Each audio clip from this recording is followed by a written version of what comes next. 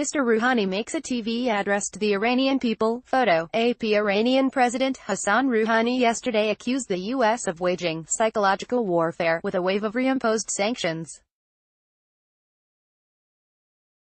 The United States has brought back into effect harsh penalties that had been lifted under a historic, multi-party nuclear agreement that President Donald Trump abandoned in May.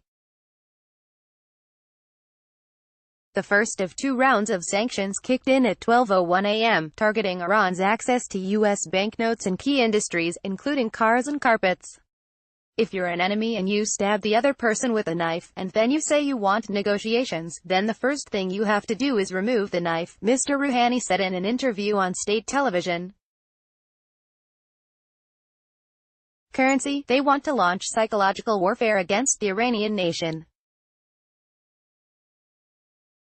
Negotiations with sanctions doesn't make sense. Iranians are already seeing the effects of the sanctions, with Iran's real currency losing around half its value since Trump announced the U.S. would withdraw from the 2015 nuclear accord.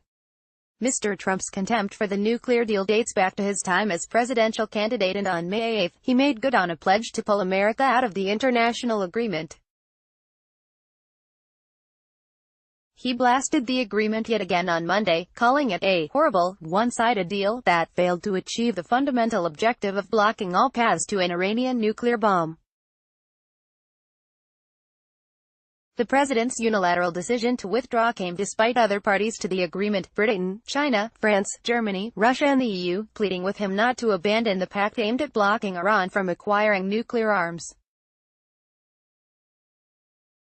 It highlights the U.S. leader's go-it-alone style and his distaste for multilateral agreements. In an executive order on Monday, Mr. Trump said the sanctions seek to pile financial pressure on Tehran to force a comprehensive and lasting solution to Iranian threats, including its development of missiles and regional malign activities. The European Union's diplomatic chief Federica Mogherini said the bloc, as well as Britain, France and Germany, deeply regretted Washington's move. "We are determined to protect European economic operators engaged in legitimate business with Iran," she said in a statement. Many large European firms are leaving Iran for fear of U.S. penalties, and Mr. Trump warned of severe consequences against firms and individuals that continued to do business with Iran.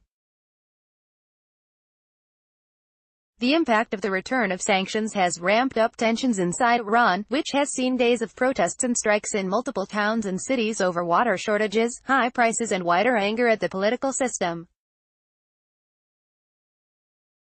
Severe reporting restrictions have made it impossible to verify the swirl of claims coming through social media. Mr. Trump said he was open to reaching a deal with Iran that addresses the full range of the regime's malign activities, including its ballistic missile program and its support for terrorism.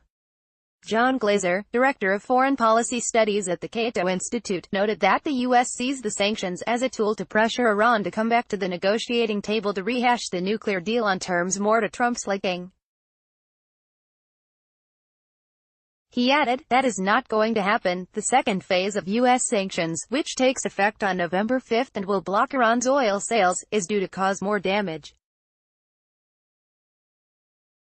However, several countries including China, India and Turkey have indicated they are not willing to entirely cut their Iranian energy purchases.